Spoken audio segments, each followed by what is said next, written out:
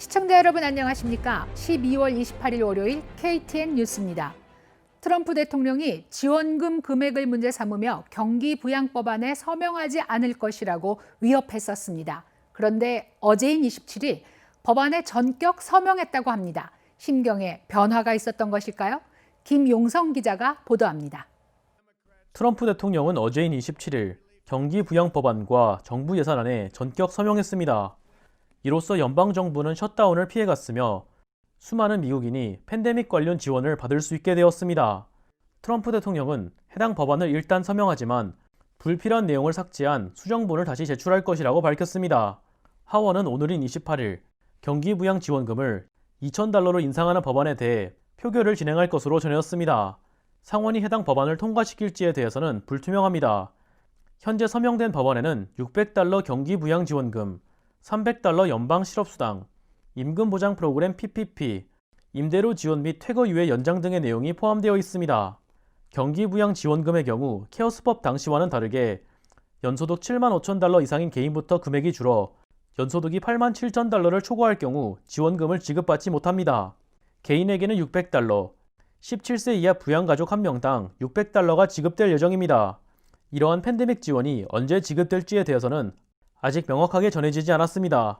연방정부는 지원을 최대한 빠르게 전달하기 위해서 노력하고 있습니다. KTN 뉴스 김용성입니다. 조지아주에서 의료진을 대상으로 한 백신 접종이 2주 전에 시작됐다고 전해드렸던 바 있습니다. 오늘부터는 요양원에 계신 분들에게 백신 접종이 시작됐습니다. 김용성 기자입니다. 저는 게인스빌의 한 요양원 앞에 나와 있습니다. 요양원 대상의 백신 접종도 오늘부터 시작되고 있습니다.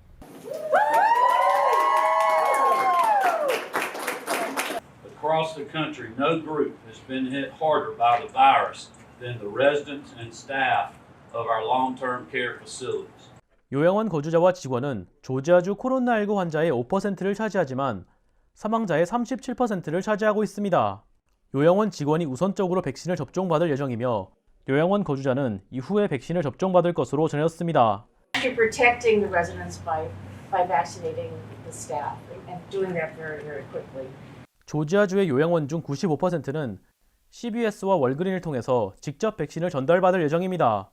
더 오크스 요양원에서 최초로 백신을 접종받은 조나단 해리스 씨는 백신을 접종받은 후에 자신의 생각을 전했습니다. It gives me a measure of hope for a better tomorrow. It gives me hope for my residents that they are safe. So that's what I look forward to. 보건당국은 집단 면역에는 긴 시간이 필요한 만큼 계속해서 코로나19 지침을 따를 것을 다시 한번 강조했습니다. 특히 다가오는 신년 연휴 기간에 모임을 최소화할 것을 당부했습니다. KTN 뉴스 김용성입니다. 연방질병통제예방센터 CDC에서 기저질환 환자의 코로나19 백신 접종 지침을 발표했습니다. CDC는 백신 성분에 의한 알레르기 반응을 일으킨 적이 없을 경우 기저질환이 있는 경우에도 백신을 접종받을 수 있다고 말했습니다. 질병이나 약품으로 인해 면역력이 약화된 경우에도 백신을 접종받을 수 있습니다. 하지만 CDC는 면역력이 약화된 사람의 경우 안전성과 관련해 아직 자료가 부족하다는 점을 인지하고 있어야 한다고 강조했습니다. 지난주 금요일 크리스마스 오전 테네시주 내시빌 시내 한복판에서 주차돼 있던 캠핑용 차량이 폭발해 3명의 부상자가 발생하고 주변 건물 40여 채가 파손되는 사건이 일어났습니다. 경찰은 수사 결과 용의자인 앤서니 퀸 워너가 사건 당시 폭발에 휘말려 사망한 것으로 확인했습니다. 경찰은 범행 동기에 대해서 조사 중이지만 끝내 알아내지 못할 수도 있다고 전했습니다. 조지아주에서 벌어지고 있는 연방상원 결선 투표에 전국의 관심이 모아지고 있는데요. 조기 투표가 이번 주에 마감됩니다. 200만 명 이상의 유권자가 조기 투표 혹은 부재자 투표를 통해 이미 투표를 마친 것으로 전해졌습니다. 카운티별로 조기 투표소 운영 시간에 차이가 있는 만큼 방문 전에 꼭 확인하시기 바랍니다. 오늘의 코로나19 현황을 김용성 기자가 정리했습니다. 28일 오후 3시 30분 기준 미국 내 코로나19 누적 확진 환자는 1,965만 5,865명, 누적 사망자는 34만 2,070명입니다. 어제 하루 동안 신규 확진 환자는 14만 1,125명 늘었고 신규 사망자는 1,259명 증가했습니다. 주별 누적 확진 환자는 캘리포니아, 텍사스, 플로리다, 뉴욕, 일리노이 순으로 많습니다. 주별 누적 사망자는 뉴욕, 텍사스, 캘리포니아, 플로리다, 뉴저지 순으로 많습니다. 다음은 조지아주 코로나19 현황입니다. 주 보건당국의 오후 2시 50분 집계에 따르면 조지아주의 누적 확진 환자는 54만 6,859명, 누적 사망자는 9,719명으로 집계됐습니다. 신규 확진 환자는 3,165명 증가했고 신규 사망자는 5명 증가했습니다. 항원검사 양성 판정자는 누적 8만 9,381명, 신규 901명입니다. 다음은 카운티별 집계입니다. 귀넷 카운티 누적 확진 환자 4만 9,389명, 누적 사망자는 554명입니다. 27일에서 28일 사이에 신규 확진 환자는 414명 늘었고 신규 사망자는 없습니다. 풀턴 카운티 누적 확진 환자 4만 9,301명, 누적 사망자는 731명입니다. 신규 확진 환자는 274명 늘었고 신규 사망자는 없습니다. 캅 카운티 누적 확진 환자 3만 5,379명, 누적 사망자는 545명입니다. 신규 확진 환자는 276명, 신규 사망자는 없습니다. KTN 뉴스 김용성입니다.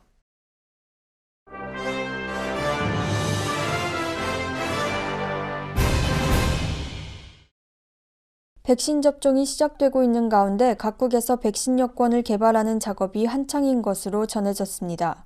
다른 나라에 입국하거나 콘서트장 등의 시설을 입장할 때 접종 사실을 입증해 보여줄 수 있는 디지털 증명서를 만들려는 것입니다. 스위스 제네바의 비영리 단체 코먼스 프로젝트와 세계경제포럼 WEF는 이런 용도로 활용될 코먼패스 앱을 개발하기 위한 코먼 트러스트 네트워크 계획을 추진 중입니다. CNN은 백신 여권의 경우에는 접촉자 추적 앱처럼 일관성 없게 시행되는 것은 피해야 한다고 지적했습니다. 크리스마스 연휴 기간 일리노이의 한 볼링장에서 총기 난사 사건이 발생했습니다. 이 사건으로 인해 3명이 사망했으며 3명이 부상당했습니다. 범인은 육군 특수부대 소속 현역 군인인 주쿠 웹으로 밝혀졌습니다. 웹은 3건의 살인과 3건의 1급 살인 미수 혐의로 기소되었습니다. 조사 결과 웹은 플로리다주 에글린 공군기지에 있는 제7특전단 소속으로 사건 당일 휴가 중인 것으로 드러났습니다. 경찰 측은 피의자와 피해자 간의 연결고리는 없는 것으로 보인다며 무차별 총기 난사 사건으로 판단했습니다. 올해 크리스마스 시즌의 유일한 블록버스터 영화인 원더우먼 1984가 개봉 첫 주 동안 1,670만 달러를 끌어모으며 박스오피스 1위를 기록했습니다. 이것은 팬데믹이 본격화된 3월 이후로는 미국 개봉작 중 최고 실적입니다. 하지만 코로나19 이전에 비해는 매우 낮은 수치입니다. 워너브라더스 측은 극장 영업이 축소된 상황에서 기대 이상의 성적을 냈다고 평가했습니다. 원더우먼 1984는 스트리밍 서비스 HBO 맥스를 통해서도 제공되고 있습니다. 미 전국은 물론 세계가 주목하고 있는 조지아주 연방상원 결선 투표가 일주일여밖에 남지 않았습니다. 조기 투표를 하실 분들은 좀 서두르시는 것이 좋을 것 같습니다. 동포 여러분의 빠짐없는 투표로 우리의 목소리를 분명히 전달할 수 있게 되기를 바랍니다. 시청해주신 여러분 고맙습니다.